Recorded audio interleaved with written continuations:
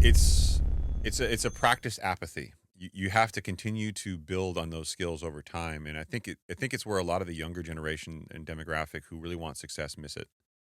It's not just a matter of, oh, I want to be successful overnight. Okay, great. We always talk about the implications of you being successful overnight and the money you get. You wouldn't know the tax strategies. You wouldn't know the financial planning strategies. You get successful overnight. This is why a lot of winners go broke. Yep. You have to build on your skill set. You have to start with, or professional athletes for that matter. Yeah, you have to start with your basics, and then you have to build on your financial acumen. The reason we do the show is to give people those building blocks to build that financial acumen. Mm-hmm. Well, emotionally, it's the same thing, but we don't ever talk about that, and that's is that you can't just go from running no company to running a big company with employees. There's HR issues. How do you handle those HR issues? Right. You can't go from running no company to having employees that work for you. I had a friend in Hollywood, and he was very good. I still believe to this day he's incredibly talented. Okay. And he's an Emmy award-winning director and fantastic individual. However, he believed he had to micromanage these people. And the reason why is he went from being an independent contractor to now I need people working for me, and I've got this reputation and skill set that's regarded and well-regarded, and deservedly so. But he felt he had to micromanage those people. And we would have constant fights about this where I'm like, dude, like I don't understand. He's like, because it has to be done my way. And I'm like, then teach somebody your way and let them work. You will never have the same people there.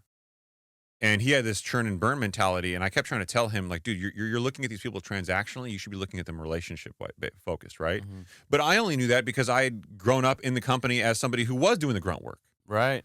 I didn't want to be micromanaged. And I knew that I was more likely to do more work and be willing to work harder and longer for somebody who treated me like somebody they cared about. Yeah.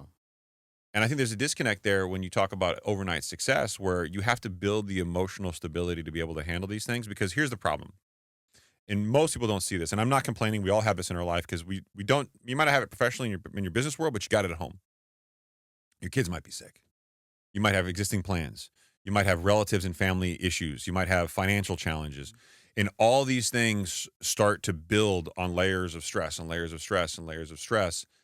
And you've got to find a way to be happy throughout all of this. And as a dad, the one thing you can't do is say, okay, I'm having financial difficulty, or, I've got all the stress at work, or, I'm getting sued for, in this case, $60 million. Yeah. I'm going to be mean to you. Right. You want to protect them from that. You want to insulate them from that. 100%. Yeah. And you do the same for your employees. Mm-hmm. Exactly. You want your employees to be focused on work, on being positive, on having a healthy environment, enjoying what they do every single day. So me, as the leader, what I want to do is I want to protect you from worrying about it. Yeah, I can't remember the exact quote, but it was something to the tune of, you can really measure somebody's character based on how they act when they're dealing with large sums of stress. Yeah. Because it really tests somebody's character. And I mean, for me personally, if I hear some of the things that, you personally have gone through, like you mentioned on this show, I would begin to hyper focus. It would be really hard for me to not hyper focus on any one of those things, right? And there's so much trust that you have to have in the process of things, a little bit of work every single day towards it. We'll get to our goal. But I feel like you have to put a lot of trust in other people. That's why it's so important to make sure you do a good job at hiring, probably, right? To make sure that you are able to delegate. Yeah, hiring has always been one of those things for me where I use Nick Norris, who's a listener to the show. The professor, shout out. Today's been a bad day for throat clearing, so I apologize to those of you listening to the audio platforms if I haven't been able to cut it all out, but you're going to hear some of that today. When I hired Nick, he came to the institution, and he was really well put together, super polished. Mm-hmm. Brilliant, clearly, knew all about finance. He probably knows more about finance than you and I combined. And he was just so polished and so buttoned up and so traditional banker, I couldn't see his personality. Mm-hmm. I brought him back for, I think it was a second interview. And again, buttoned up, polished, the whole corporate soldier stick. I think it was the third one that I brought him back for where I started cussing at him. Making jokes, being fucking over the top. Why, you just wanted to see how personal he was, or would he break? I wanted to see the real him. Yeah. I don't want to see this bullshit. I don't want someone to come to work and play a character, because that dies. Yes. Or that person's setting you up for a lawsuit. Right. Right? I want someone to come to work and be themselves. Now, I'm not saying I want you to bring all your outside of the work drama in, but I want you to be able to come to work, be happy, be around other people who are also happy, and contribute to this corporate culture of positivity and trying to accomplish your objectives. And yeah, I want you to grow in your personal life and in your business life, and I want everybody around you to do the same. But if you're coming in here upset, frustrated, or acting a certain type of way, that stuff dies. Yeah, exactly. And then your real personality comes out, and then no one's happy because now you're working someplace that isn't exactly what you painted it to be. I mean, there's got to be, there has to be, for anyone that's hiring people, there should be value placed on the ability to, how you interact and can you make the environment better, right? Yeah, and tech Can you- companies do a really good job of like bringing you into these massive interviews and like taking this long, prolongated process. They do that yeah, a lot. yeah. But so in the third interview, I basically was cussing at him. I was making inappropriate jokes. I just wanted to see how he responded. And yeah, you could say there's a little bit of a litigation risk in doing so, but I finally got him to break, and his real personality was even better than who he put on to be. Mm-hmm. And I've never regretted hiring him. We've always had a fantastic relationship, and honestly, he's one of the best guys that we've ever hired. Yeah, world-class stud. And I've made some bad hires. I'll be the first to admit it. Dave Matucci is a great example of something else that I did. We work with him. You go from, I made some bad hires, but Dave Masucci is a No, he was not a bad hire. Yeah, but he's a great hire. When we hired him, I took a different tact where he's such a professional. He's such a good human being, and I respect him immensely, and I respect his experience. He's got tons of experience at Wells Fargo, and he's got a great pedigree. But I also didn't want him to make a big life transition to come work with us after being so long at another institution. I gave him every bit of drama or bullshit that I could think about that was going on that was frustrating me or the organization. Yeah. Like all the stuff that no one ever really tells you about behind the curtain before you get hired. Yeah. Because I didn't want him to come to our institution under any false pretenses. Yeah. And I knew at the time I was risking, okay, this guy doesn't want me to join, or, oh, this guy doesn't want me, or just trying to scare me off, or, you could have been like, what's his ulterior motive? But I just wanted to be honest. And that's such a rare thing to happen. But I wanted him to know, like, look, it's not perfect. Yeah. And let me tell you why it's not perfect. Mm-hmm. Let me tell you the personalities that I'm dealing with. Let me tell you what my role is in those personalities and the bad things you're going to hear about me. Right.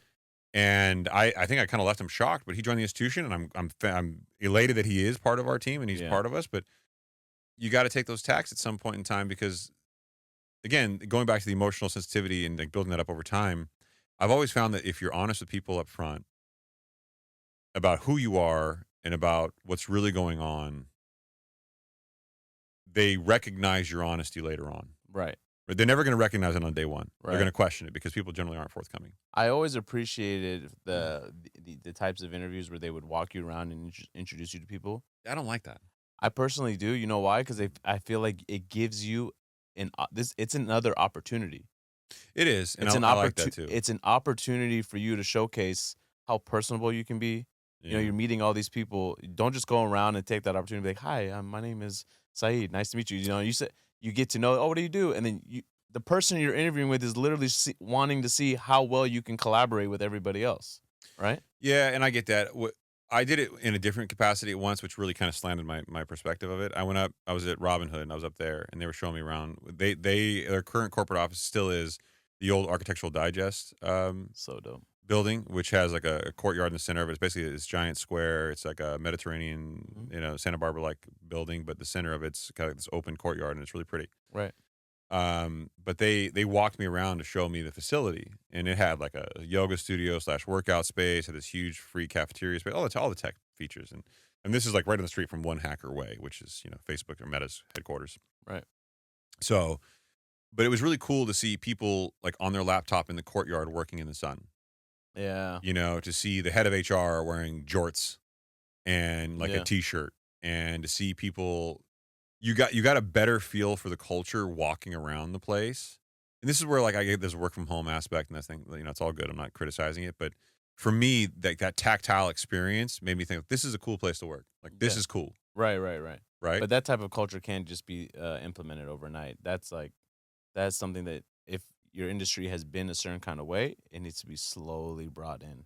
Right. Yeah. And banking is one of those industries, which unfortunately, and I just posted about this on X and I got criticized for it too. But I basically said that I truly believe, and I have a target on my back all the time because of my social media presence. Yeah. All the time. people constantly are looking at my social media presence saying, oh, let's see what this guy said now. Yeah. Oh, that's inappropriate. Or, oh my God, he shouldn't have that. And I'm like, okay, Elon Musk can run some of the largest companies in the world. Right. He is the wealthiest man in the world.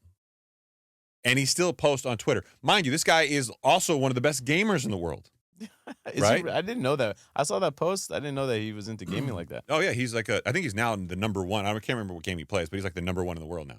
Oh, wow. And it's like him and a bunch of guys from China below him, and there's some people from the U.S. far below that. But Uh-huh. it was all over Rogan. Yeah. And people were like stunned. And Rogan was like, oh, like, like, what's your username? And he kind of laughed and he goes, it's Elon Musk. I love that. And it was really, I'm sure people before that didn't really realize it was him, but it was him. Diablo. Was it Diablo? 4. Yeah, Diablo 4. Okay. But he actually posts clips of him playing now on his TikTok. I'm sorry, on his X. He's got he's got like a Twitch. Yeah, but he actually posts clips of him playing, like showing people like what he does, and he shows videos of him playing. So I'm sitting here going, okay, but this man is hyper successful, and he has gone on Joe Rogan and smoked marijuana, and he's done things that the world, the traditional world, was appalled by. But you know his personality, Mm-hmm.